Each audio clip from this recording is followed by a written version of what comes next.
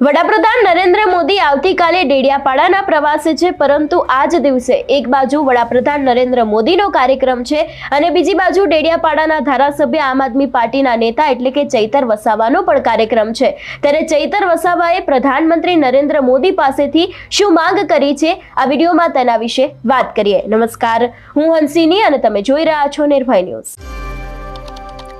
ડેડિયાપાડાના ધારાસભ્ય ચૈતર વસાવા અવારનવાર પોતાના નિવેદનોના કારણે ખૂબ જ ચર્ચામાં આવતા હોય છે।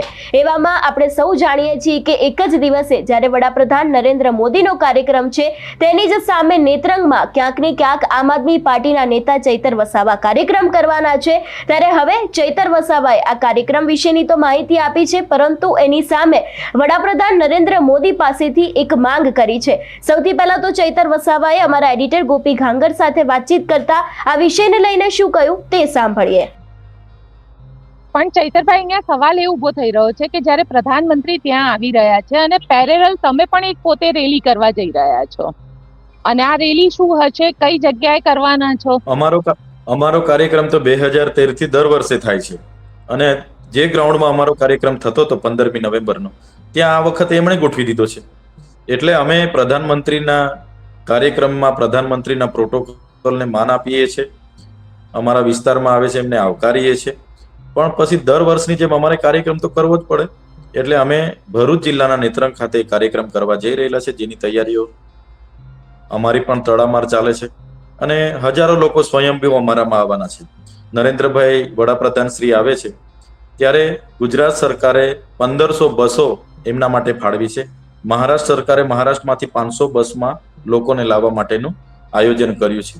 દેમોગરા ખાતે 500 બસો ભરીને મહારાષ્ટ્રની પબ્લિક આવવાની છે।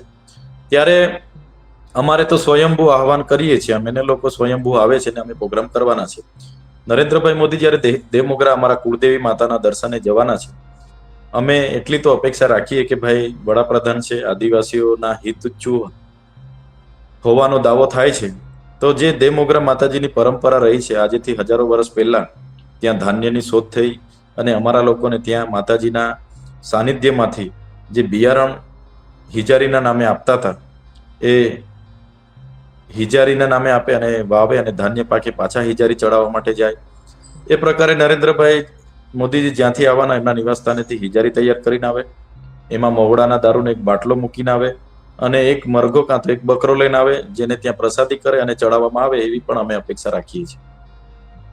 એટલે ખાસ કરીને અત્યારે જ્યારે આદિવાસીમાં રાજકારણ ગરમાયું છે, આપણે જોતા આવ્યા છે કે એક બાજુ વડાપ્રધાન નરેન્દ્ર મોદીનો કાર્યક્રમ છે અને બીજી બાજુ ચૈતર વસાવાનો કાર્યક્રમ છે, અને આ જ કાર્યક્રમને લઈને ચૈતર વસાવા દ્વારા અવારનવાર નિવેદનો આપવામાં આવી રહ્યા છે। અને ખાસ કરીને અત્યારે હાલ આમ આદમી પાર્ટીની ઇફેક્ટ જે રીતે આદિવાસી વિસ્તારમાં જોવા મળી રહી છે, એના જ કારણે ક્યાંક ને ક્યાંક ભાજપના નેતાઓનું ટેન્શન વધ્યું છે, એવા પણ સીધા આક્ષેપો મૂકવામાં આવ્યા છે। એટલે ખાસ કરીને જે રીતે સ્થાનિક સ્વરાજની ચૂંટણી આવી રહી છે, આજ ચૂંટણીમાં ભારતીય જનતા પાર્ટી પણ પોતાનું પ્રભુત્વ વધારી શકે અને આપની ઇફેક્ટ ઓછી કરી શકે, તે માટે પણ કદાચ ભાજપના નેતાઓ અત્યારથી કામગીરી કરી રહ્યા હોય એવું લાગી રહ્યું છે। અને એની જ સામે હવે ક્યાંક ને ક્યાંક આવતીકાલે એક મોટી નવાજૂની થઈ શકે છે એવી પણ શક્યતાઓ લાગી રહી છે, કારણ કે જે રીતે અત્યારે હાલ ચૈતર વસાવા એક્ટિવ થયા છે, ભારતીય જનતા પાર્ટીના ગઢની અંદર ઘણી બધી વખત ગાબડું પાડવામાં આવી રહ્યું છે, મનસુખ વસાવા ઉપર આકરા પ્રહાર કરવામાં આવી રહ્યા છે, અને હવે જ્યારે પ્રધાનમંત્રી નરેન્દ્ર મોદી ડેડિયાપાડા આવી રહ્યા છે, એની જ પહેલા ચૈતર વસાવાએ તેમની સામે એક મોટી માંગ કરી છે। એટલે હવે જોવાનું રહેશે કે આ વિષયને લઈને ને ખાસ કરીને જે રીતે વડાપ્રધાન નરેન્દ્ર મોદી ડેડિયાપાડા આવે છે ને ચૈતર વસાવાનો પણ નેત્રંગમાં કાર્યક્રમ છે, એની અંદર કોઈ મોટી નવાજૂની થાય છે કે કેમ, તમારું શું માનવું છે આ વિષયને લઈને અમને કમેન્ટ કરીને ચોક્કસથી જણાવજો। તેની સાથે અમારી ચેનલ નિર્ભય ન્યૂઝને લાઇક, શેર અને સબસ્ક્રાઇબ કરવાનું ભૂલશો નહીં। નમસ્કાર।